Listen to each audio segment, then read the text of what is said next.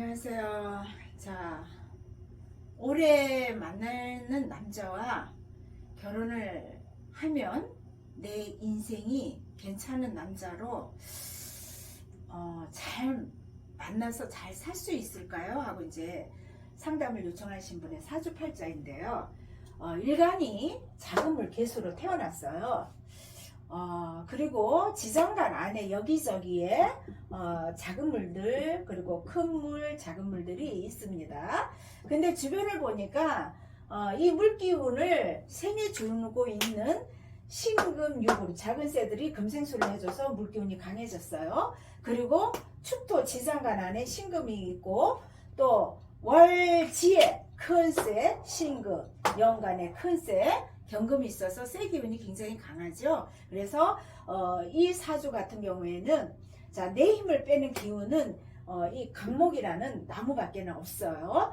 왜 그러냐면은 토, 금 해서 이 새들이 물을 생하고 토, 금 해서 이 새들이 물을 생하는데 내 힘을 빼는 기운은 강목인데 자, 여기에서 주목해야 할 것은 이 강목이라는 나무가 수생목을 했어요. 그러면은 불을 생해야 되는데 생할 곳이 없어요.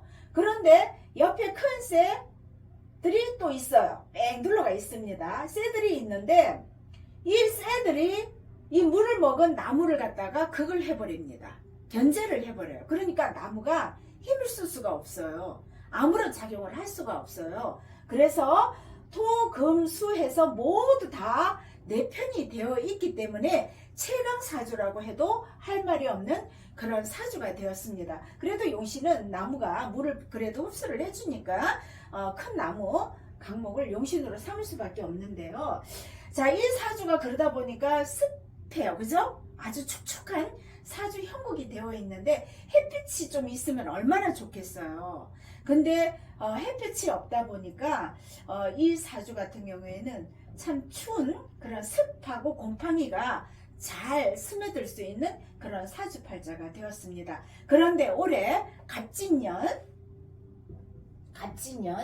자, 강목이 지금 여보면은 진토가 남편이잖아요. 요 축토가 남편감인데 자, 이 남편이 다 젖어 있어요. 젖어 있기 때문에 나에게 남자 덕은 없다고 보면 됩니다. 그런데 올해 같은 경우에는 강목이 들어와서 또 경금에게 극을 당하고 있고요. 또 나무 자체는 이 강목이라는 것이 또 흙을 극하면서 이제 들어오게 되는데 이 물기운이 많은 이 사주에 진토가 들어와봤자 또 젖어 있는 그런 물을 품고 들어왔잖아요. 물을 품고 들어온 사주가 이 사주가 축축한 사주에 들어오니까 더 축축해집니다. 그러다 보니까 올해 만난 남자도 역시 좋지가 않겠죠. 그러면 이 사람한테는 희신은 불이 들어와야 되겠죠.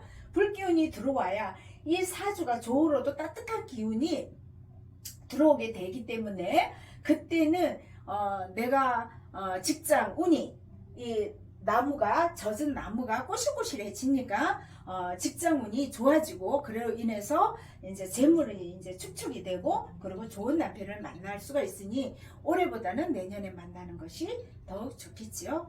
감사합니다.